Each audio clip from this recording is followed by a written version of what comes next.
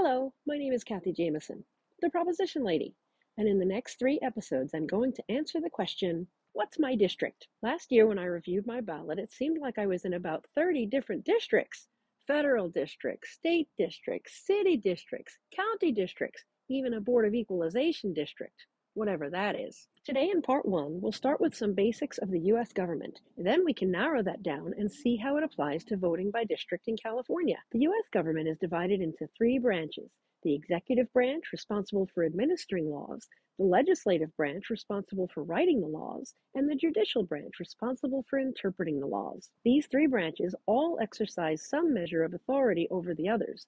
This system is called checks and balances. The president, who is head of the executive branch, can check the power of the legislative branch by vetoing a law passed by Congress. The president has some control over the judicial branch because he or she appoints judges on district courts, appeals courts, and the Supreme Court. The legislature has power over the judicial branch because they approve the judges appointed by the president, and they have power over the president through their ability to override a veto and impeach the president. Finally, the judicial branch can check the power of the other branches by declaring laws and other government actions unconstitutional. Pretty good system, huh?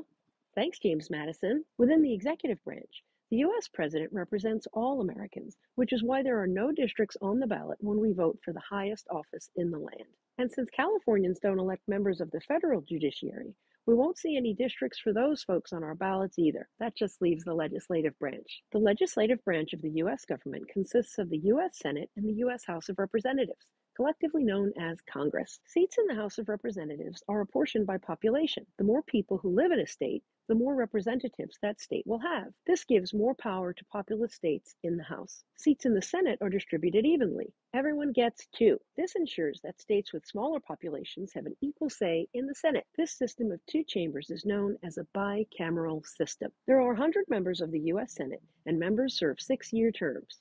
Every 2 years, about a third of the members are up for re-election. There are no term limits on U.S. senators, which is why one of our California senators, Dianne Feinstein, has been serving since 1992. Her seat is up for election in 2024, but she has decided to retire. So we'll get to pick a new senator next year. We just elected our other senator, Alex Padilla, to serve until 2028. Both senators represent everyone in California, so there are no districts. It's another story in the U.S. House of Representatives.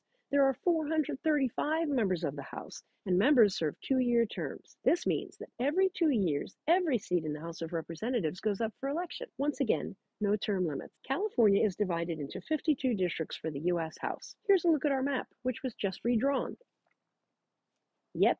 Every 10 years, districts for each state are redrawn based on data from the U.S. Census. The decennial tallying of all Americans is mandated in Article 1, Section 2 of the United States Constitution. The first census was conducted in 1790 and overseen by Thomas Jefferson himself. Once everyone has been counted, each state begins the process of redrawing districts for representation in the House. In 29 of the 50 U.S. states, districts are drawn by the state legislature. Now, you might think that if a legislature draws the district lines, the party in power might draw those lines to favor their own side. And you would be right. This process is called gerrymandering. It's a form of political manipulation used by both parties that can be used to gain unfair advantage in elections. Let's say a state is 60% Democrat and 40% Republican, and the state is allotted 10 districts. A fairly drawn district map would give the Democrats 6 seats and the Republicans 4 seats. But it is entirely possible to create a map that gives the Republicans only 2 or even 0 districts. This trickery is almost as old as our republic. The term gerrymandering was coined in 1812 by a cartoonist who compared the shape of one district in Massachusetts to a salamander and named it after then-Governor Elbridge Gerry. Because gerrymandering is such a common practice, 21 of the 50 U.S. states have formed redistricting commissions to draw the lines, instead of leaving it to the legislature. California has such a commission, thanks to 2 propositions. In 2008, Proposition 11 created a 14-member redistricting commission, which includes 5 Republicans, 5 Democrats, and 4 unaffiliated members. The commission was initially charged with drawing statewide district lines only. But in 2010, Proposition 20 gave the Commission power to draw the lines for the U.S. House of Representatives as well. So after all that, I've only uncovered just one of the tens of districts that exist in California. In Part 2 of What's My District, I'll dig deeper into statewide offices and their associated districts. I'm Kathy Jameson, the Proposition Lady, and I appreciate you being here with me today. See you soon, California voters. Bye now.